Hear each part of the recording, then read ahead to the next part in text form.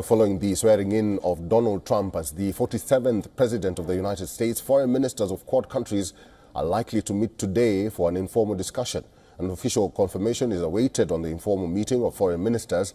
Quad includes the United States, India, Japan and Australia. At the meeting, India's External Affairs Minister S. Jaishankar is expected to discuss the dates for the 5th Quad Leaders Summit set to be held in New Delhi later this year.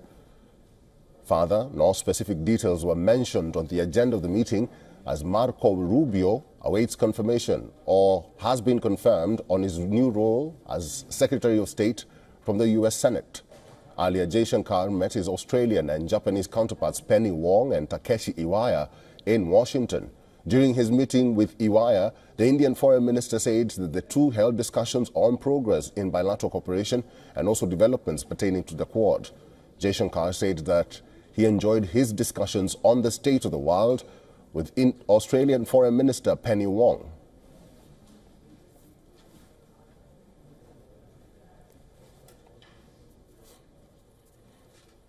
Let's now talk to our Assistant Editor for Foreign Affairs, Sitan Sibol, who's joining us on this broadcast from New Delhi. Sitan Sibol, good to see you. This Quad meeting by foreign ministers is still awaited. We are waiting for confirmation as to that. This will be the first meeting of the Quad under President Donald Trump.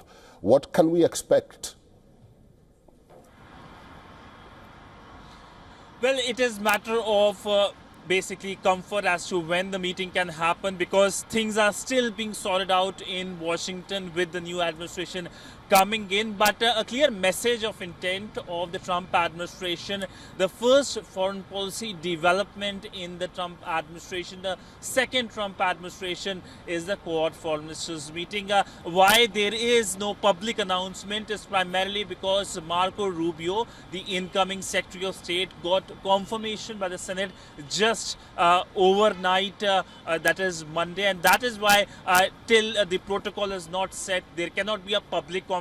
But the fact that the foreign ministers of all the three Quad countries, that is India, Australia and Japan, are already present there. They were present at the inauguration ceremony as well, shows that the focus will be on more coming together of the Quad grouping. This was a grouping that was formed in the aftermath of the 2004 tsunami, but disbanded in 2007, but again revived under the Trump presidency in 2017 on the sidelines of the ASEAN summit in Manila, and the first summit took place under the Biden administration in 2021. That's the timeline, and it looks like that under Trump's second presidency, focus will be as to how this grouping can work together, whether it's semiconductors or providing humanitarian support to the people of the Indo-Pacific.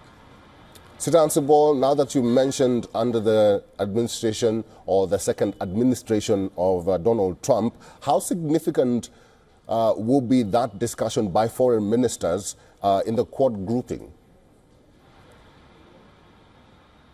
Well, essentially, when it comes to the Quad grouping, its primary focus since 2017 has been humanitarian issues. In fact, we saw during the COVID crisis when the Quad summit happened in 2021, both in the virtual format, in the in-person format in Washington, the outcome was to give vaccines to the countries of the Indo-Pacific, including the ASEAN grouping. The last Quad summit happened last year in Delaware, which is the home state of the former US President Joe Biden, where focus was on the cancer moonshot, where India committed roughly 7.5 million US dollars for the cancer treatment and of course the research as well. This year, of course, the Quad summit is expected to happen in India,